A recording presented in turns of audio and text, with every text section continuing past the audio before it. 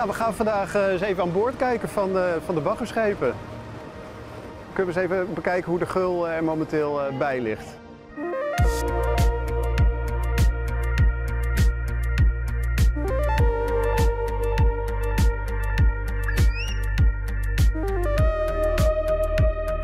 De vaargeul naar het Ameland is al jaren een uitdaging voor de kapiteins van de schepen in de Geul. Om het water al decennia lang omheen komt, tjen de zeespiegelverheging in, wordt het hield die dreger de Geul bij Holvert op 4 meter diepte te houden. We zoeken mijn morfoloog Ernst Loffers naar een korte termijnoplossing en naar het onderzoek voor de lange termijn, met mogelijk een nieuwe daan bij Ververt. Maar hier zie je hoe het 100 jaar geleden eruit zag. Geen kwelder, maar zee.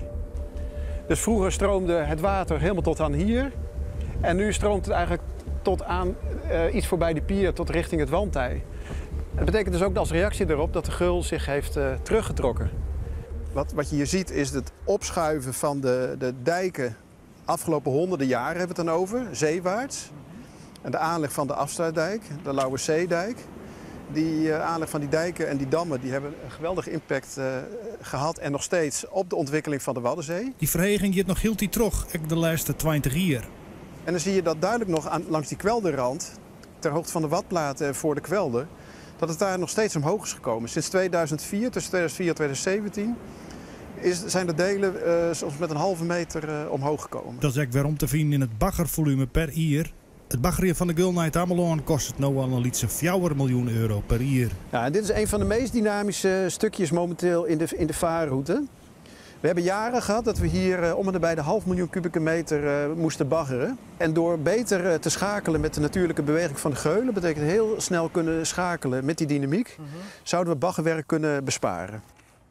In augustus werd de dienstregeling aanpast om het net meer veilig weer om met 2 schepen door de Geul te varen. Het is zo oppraat dat de kapiteins van de veerdienst bepalen of de oertocht veilig is of net. In 2022, dus niet eens zo heel lang geleden, hebben we deze route gerealiseerd. In de hoop dat die zich vanzelf zou openhouden. Ja. Nou, dat is wat tegengevallen, want het baggerwerk wat alsnog nodig bleek, dat was heel moeilijk uit te voeren door die sterke stroming. En de veerboten kregen ook last van dwarsstroming bij een hoekje hier. Waardoor het ook lastig manoeuvreren was. Dus we hebben het een tijd aangekeken. En ondertussen zorgde voor de uitbochting in die route die in 2022 werd gevolgd. Die uitbochting zorgde ervoor dat uiteindelijk hier een hele punt van de zandbank door de natuurlijke dynamiek werd opgeruimd. En daarmee heeft die Geul uiteindelijk het voorbereidende werk gedaan voor het doorsteekje wat afgelopen zomer is gerealiseerd. De crew die op het baggerschip werkt, bleef de hele week op het water. Ja, wij stappen maandagmorgen op. Ja. En dan blijven we heel de week aan boord tot vrijdag. Oké. En we varen overdag en 's nachts dan liggen we voor anker. Op het moment varen er 4 schepen, 2 sleepopperzuigers. Daar zijn we nu op, een van die sleepopperzuigers. En die hebben eigenlijk een hele hoge productie. Die kunnen in weinig tijd heel veel kubus verzetten. Daarnaast zetten we nog een kraanschip in die de hoekjes en gaatjes baggert waar de sleepopperzuiger niet kan komen. En een ploegboot die eigenlijk de sporen van de sleepopperzuiger uitvlakt en de veerdammen op diepte houdt. Ja, voorheen die hele bocht, die kronkel die doorsteekt, die liep iedere keer maar dichter. Hadden wij continu werk aan en al die tijd die je daar moest baggeren, kon je niet hier achterin baggeren. Je moet je tijd verdelen en nu hebben we meer tijd om hier achterin te baggeren. Dus dat maakt dus extra capaciteit vrij, dus nu voor het zuidelijke deel. Ja. Ja. Hier zie je de oude route. Oh ja. Met die bochten. En waar we nu hierin varen met het schip is de nieuwe route. Oh ja. Ja, je ziet hoe snel dat helemaal verzandt. Ja. Terwijl dit stuk, dat was een diepe Geul, hè? Er zat wel op de 5, 7 à 7 meter. Hoewel de spanningen van het simmer wel aardig oproemen, kan de kapitein zonder link goed met elkaar. Ja, je bent iedere dag samen in de Geul. Op hoger niveau kan ik knudden zijn, maar hier op de werkvloer hebben we een lijn. Ja, de sfeer is goed, hè? Ja, we zijn gewoon vrienden. Ja, niet met iedereen, maar met de meesten ben je gewoon vrienden. Toch regeljouwing maar het slip het waard net verlitten. En daarom wordt het slip onder oren in de Zuiderspruit dumpt. Maar nevens morfoloog Ernst Loffers is het wel de beste optie. Ja, er wordt wel eens gesuggereerd, je moet de baggerspecie veel verder wegbrengen naar de Noordzee bijvoorbeeld. In theorie kan dat. Maar dat betekent dat je dit scheepje, dat kan ongeveer 900 kuub bevatten. Ja, dat je helemaal naar de Noordzee moet varen. Dan ben je een dag kwijt. En vervolgens komt hij terug en dan moet hij eigenlijk weer opnieuw beginnen. Dus dat betekent dat je dan veel meer baggerschepen zou moeten inzetten om in die tussentijd ook nog je gul op orde te houden. Ja, en daarbij komt ook dat je brandstofverbruik neemt dan ook toe, want je moet veel verder varen. Hè? Dus het verslepen van al die baggerspecie, ja, dat moet ook zo efficiënt mogelijk gebeuren. Nou ja, moet ik daar persoonlijk over denken. Ik denk niet dat je dat terugvindt in de gul zo snel. Dat dit de snelste mogelijke manier is om dat te verplaatsen. Ja? Ja, en de goedkoopste. Okay. Ja. De meeste bagger wordt lost in de grote gul. En door de streming moet het bagger zich dan verdelen over de rest van het waad. De inzichten die we hebben opgedaan met die oude route waar het zo hard stroomde, ja, dat was praktisch nog heel moeilijk te realiseren voor hem. Ja. Dus daar had hij wel slapeloze nachten van. Ja. Dus dat was voor ons ook al een aanleiding om daar heel goed naar te kijken en of we het niet anders zouden kunnen doen. En ik ben geen bagger dat ik alleen een bak met slip wegpak en zeg van dat is mijn werk. Ik wil hebben dat die mensen veilig op Ameland komen. En zonder klachten en zonder... Ja. Ja.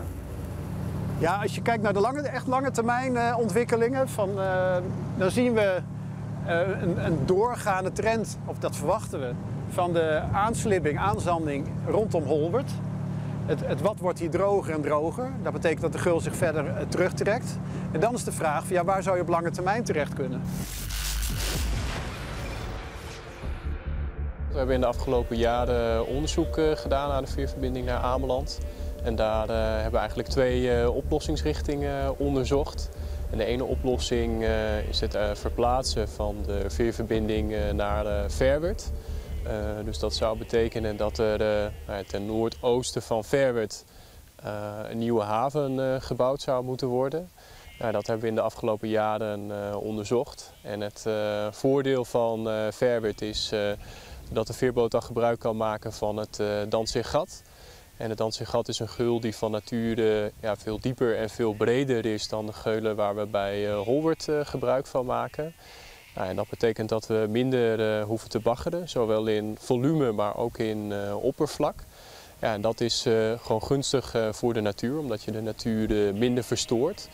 Maar het is ook positief voor de veerverbinding, omdat de veerboten daar makkelijker kunnen varen. Dus dat is ook weer goed voor de betrouwbaarheid.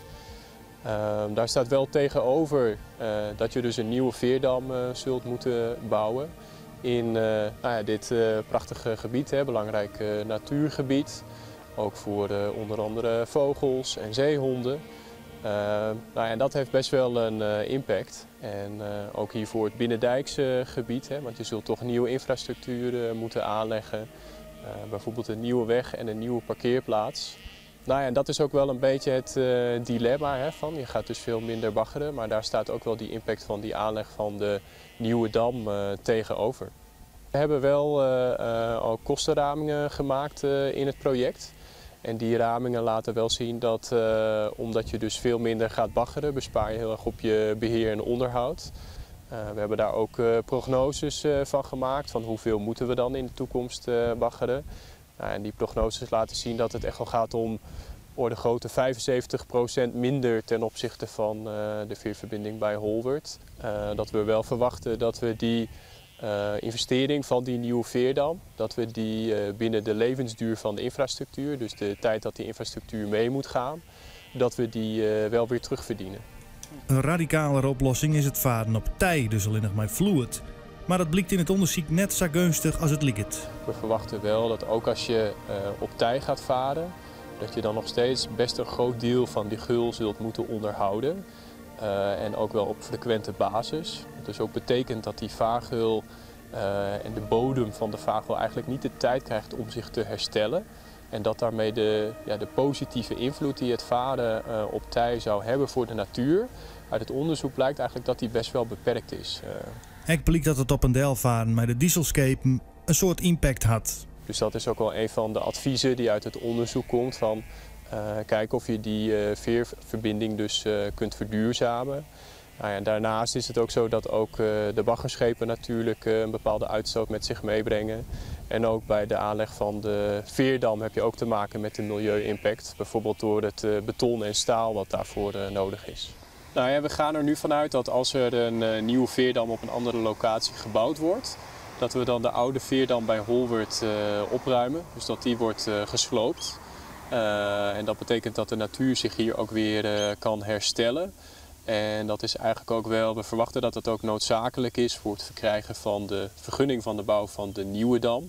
Omdat je daar eigenlijk natuur vernietigt. En dan is het zo dat je eigenlijk datgene wat je vernietigt ook weer moet compenseren. Het onderzoek en advies leidt nu bij de minister. En de politiek moet bepalen hoe er komt het verder op mat. En dan is de bedoeling dat in het najaar van dit jaar een besluit wordt genomen door de minister.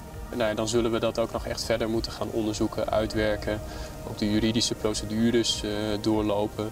En dan zal er ook nog volop ruimte zijn voor mensen en voor de omgeving om daarin mee te denken. Nije Wieke in de oertocht. Er is zoveel ellende in de wereld waar ik niks aan kan doen. Maar ik kan wel voor deze hectare zorgen. En daar goed voor de aarde zorgen. En een plek creëren waar we het goed hebben met elkaar. En dat gebeurt ook. En dat is... Het eerste jaar al kwamen er mensen over het bruggetje en die zeiden dan van wat ben je aan het doen? En er is hier een andere energie. En